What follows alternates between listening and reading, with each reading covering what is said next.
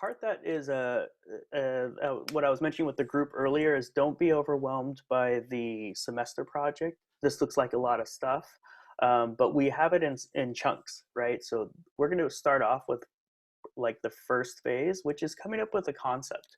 And I'll toss in some more examples on here.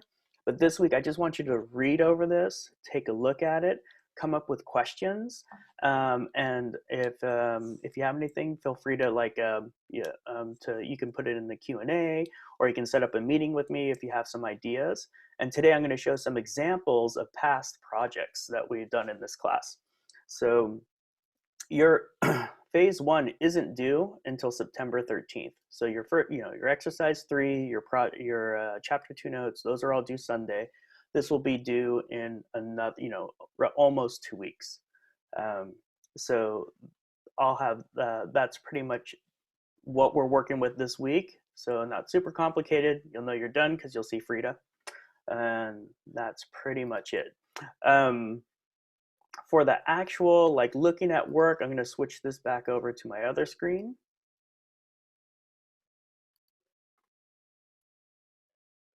I don't think I need computer sound, but just in case, I'll leave it on. So did any questions pop up while we were looking at that from the group? And you can put a no in the chat, that's fine. I'll just keep an eye out, but it sounds like we're good so far. So for the course project, we can see this, everything, that's good. You see Art 5 course project, you can give me a thumbs up or yay or nay. Okay, cool, thank you. So on this one, so the Art 5 course project, all of our, I think I might have mentioned this in the week 1 intro, you do a semester project, and one of the things that makes this course different from most other art history courses elsewhere, our particular program at LMC, we incorporate a hands-on project, so you kind of get the idea of like having to work through the artistic process, but also understand certain topics in a deeper way. So there's something you just learn from making something yourself, right? There's this physicality and the research that goes into that that you don't necessarily get from writing a paper on an artwork. So you'll notice that in here, because this is a intro course, the topics are really wide open on what you can make an art project on. Some of you may be an art major, and some of you may not be at all. So don't panic. You're not an artist, totally fine. How we really grade your work is it's actually how you document the work. So if I went back right now to like the different phases, most of your points happens not necessarily on how good your artwork is, but how you document your thinking process, your challenges, changes you might have had to make, or things you had to research and learn in order to make the project or to study the subject around the project. So that's really what we're looking at. So there is a paper written component to this, and this is done over the whole semester. So around November is when all of this will, like when phase 3 will be due. But this month you'll have phase 1. Next month in October, you'll have a phase 2. And then phase 3, you'll have everything kind of collected and turned in. But it's really important that you keep on each of those marks. Like you might have noticed in the grade math, if for some reason you fall behind on a deadline, just turn it in as soon as you can. It's better that you get some points than no points at all. What you might make, we're going to show some materials and subject matter. So materials, right? This is an acrylic piece, and this is actually kind of like a classic concept of showing sort of like the polar opposites, right? It's a binary look at work or at artwork. So there's this sort of like sadness and this sort of happiness and the duality that happens, right? I think what makes this one really interesting is the playfulness of the branches that on the top and how they relate to the roots and the text down here. Isn't that cool? And then also bringing in some, this you might see in like Aboriginal art where you have this sort of dots that create pattern. And so it's kind of like a mixture of pointillism and Aboriginal aesthetic. And this one we have and these are all like non-artists so far, right? You'll probably see when there's artists versus non-artists. But what's really nice is this is sort of like an analogous color scheme, which means that they're pretty close on the color wheel to each other. Yellow, green, and blue, like on a color wheel, are all right next to each other. In order to make green, right, you mix yellow and blue, um, and then your orange, you're getting a little bit of red in there. So they're all kind of in a similar color palette, and it does have a story, right? I mean, when you look at the piece, are you kind of like wondering, like, why is this? You know, why is the plane in the water? You know, why is the compass there? So there's little hints of some sort of story of either being lost or having to navigate, and having multiple paths in order to get to a destination. So I think those are the things that we look at as far as like the context of, and meaning behind the work. This one was more of a study on eyes, right? So I think this was for Curtis's class, and it was actually like a whole. I think it was all based off of like eyebrow styles. Obviously, like, you know, makeup and eyebrow styles, but it's looking at, isn't like, that is a glimpse into like contemporary. Um, I would say like contemporary like beauty and aesthetic culture in America, right? So it is kind of it's looking at what's going on around us. Um, this one, unfortunately, I can't get it out of my head ever since a student brought it up that said it looks like an armpit fart. So I'm sorry. So don't mean to make too much light out of the piece, but I think it's a really fun, whimsical piece. It's meant to be sort of like a wish. You have something that looks like a candle, or it could be like one of the like a, you know, the seeds that you blow that fall into the wind that become a star. So I mean, I'm reading other meaning into that, but it's really hard for me to escape the armpit part. Um, this is another really nice piece. I think this was done by watercolor by someone that enjoyed art but wasn't necessarily an art major. But she did have to go through and play with multiple watercolors to get the effect she was going for. Um, hold on for 1 second.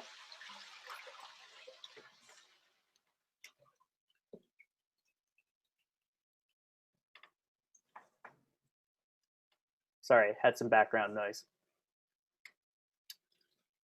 And we're waiting. I have the video's on pause right now. Any quick questions while that's going, while I'm waiting for background noise to fizzle down? Good. Okay, all good. Thank you, Anita. Okay. So I'm going to go ahead and start back up again.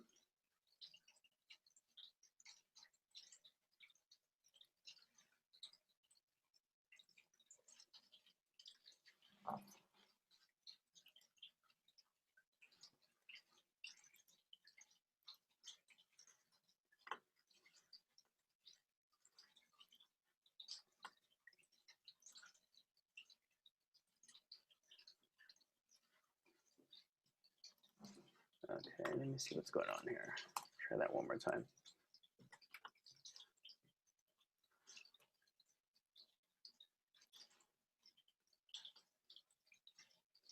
Hold on. I got an error that's showing up on my screen, so I'm going to get that back up.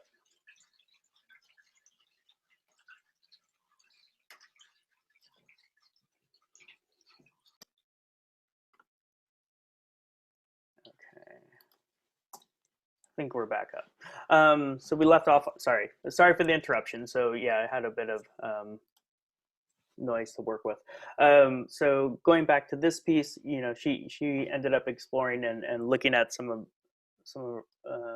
her, I think, ethnic background. So I want to say she was recalling a scene that happened. And I want to say she was from Afghanistan. So she was looking back at some like sort of like a memory and drawing from a memory.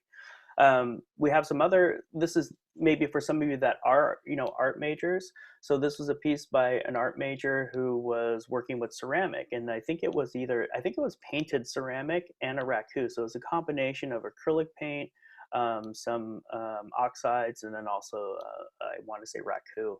Um, So yeah, there is also this opportunity for you, for some of you that are more like art is in your wheelhouse. This is someone who made a woodblock print. One of the beauties of working with printmaking is you can make multiples. So this is a series of four, and so this was carved out of wood, and then they had to make the prints. Going into, let's see, this one. This was on sorry, the Loteria cards from Mexico, right? So it's kind of drawing from that as an inspiration point, and then creating your own card in that style. Um, so we also have this one's looking at sort of going back into like metaphysics, right, and spirituality. So you might be drawing from that as well, like the spiritual realm. How do you visualize something that is unseen, right? This piece goes back to that duality. So this is also acrylic piece. And then I had a student in one of my classes that I was like, "Are you sure you want to do this?" And I'm glad she did, because it came out amazing.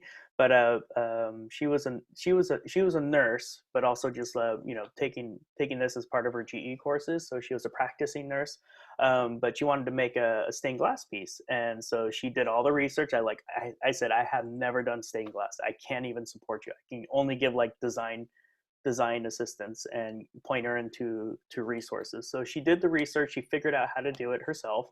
Um, there's soldering involved. You have to like cut the glass, custom cut glass, and she found a place that she could buy glass online, right? So she kind of got like a starter kit, and then purchased her glass from various sources to get that to work. And the end result came out amazing. So I was really excited that she kind of pushed herself, because that's something I couldn't really give advice on. And then you'll see some other pieces that are just abstract, right? Like, so does anyone see anything in there? Like, do you see the N and the B? So it might have been like a style of a monogram, right? So it's like, maybe their initials, but then playing with that as sort of like an abstract decorative piece. This is another one that was actually semi-sculptural, but also painted. So there's a lot of texture in this piece, almost stuff that looks like concrete, right? I think that was, the grass. Um, but it was a very textural acrylic piece. And then this was a combination of sculpture. So he had cut out that sort of like star-like background, and then it was a ceramic piece that was mounted on top of this flat background. Really fun piece to look at. It looked great on the wall. Like, maybe the photo doesn't do it justice, so I have some tips for that. Curtis made a really good video on how to photograph your work, so you'll have some better tips for that one. This one, I will notice, yes, this is this is from Star Wars. I will notice when something's probably not your idea. So I think what makes this a little more interesting is not so much the image, but how the image is being turned into an art object. So there's some play there, but I do notice a lot of pop culture references. So this is another good piece. So going into probably, I don't think this person was an art major, but you can see it says "Rest in Peace." It would have been, this was a piece that was done in memory of someone that they loved. So that might be another route to go to.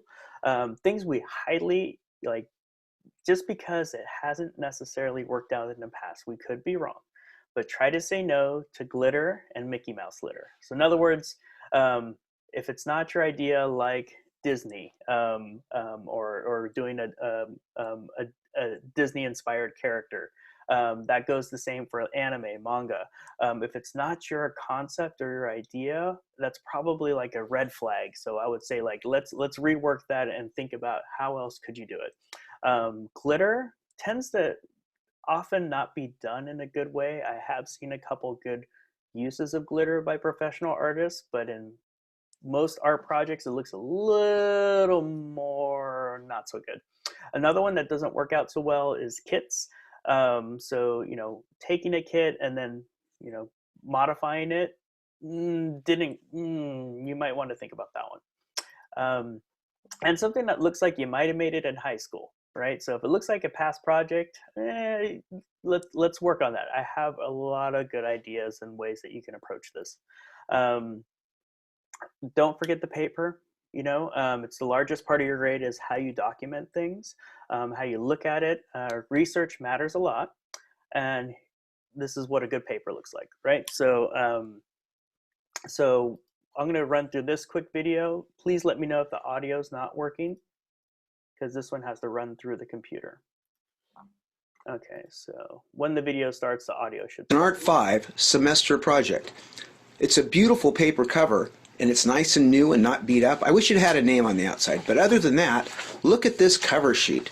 It's just really nice, tells me what's going on, project proposal, phase 1. It's all in 12-point Times New Roman, has names on the pages. Look, even all the pages are even. You gotta love that. Then we get to the next tab. Aren't those tabs nice? They kind of keep things organized. This is the photo part where they've made photos of actual progress, not alleged progress, not fake progress, not pictures of the stuff that they bought, but the actual piece as it changes. There's little tabs on the edge that take us to the next section, phase 3, and then there's another tab that takes us to the final phase, phase 4.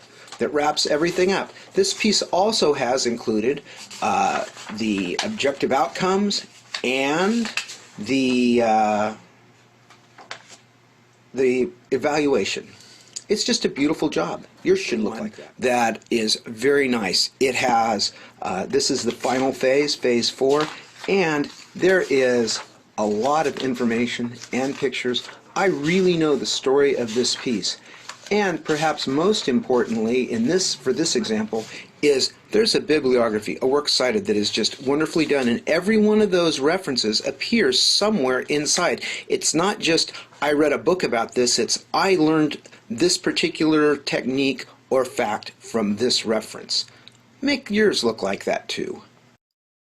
Okay, so the works cited page, a little extreme on this one. I think, if you're in a page, or I would say you're gonna definitely need more than probably 8 resources.